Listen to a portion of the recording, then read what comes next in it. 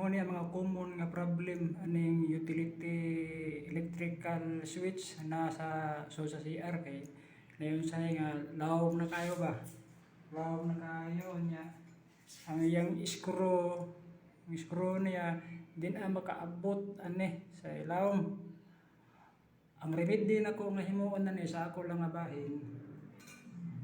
Magkuha ko utility box sad kani akong Pikason mo na sa diya akong ihaom dire. Ihaom na sa nako dire. Ipasud na ko ana. Pasud nako.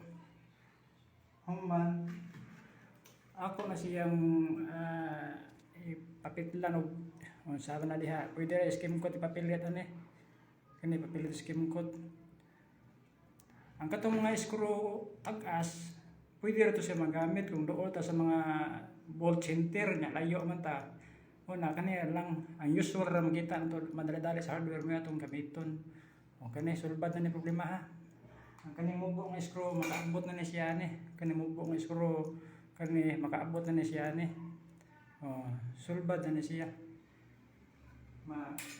mataod na ni iyang kuan mataod na ni iyang switch kani kay maka-screw naman tag mubo ani mataod na ni siya maka-screw naman ta ni mubo mao ray remedy ani either mopalit ka og tag-as nga screw pero layo man ta sa bolt center kani na lang inani na lang putlo na to ang utility box kuan sa lubot ba nya mo ihansak nya kulahan sa skilid okay na mao ra nang duha ka remedy nako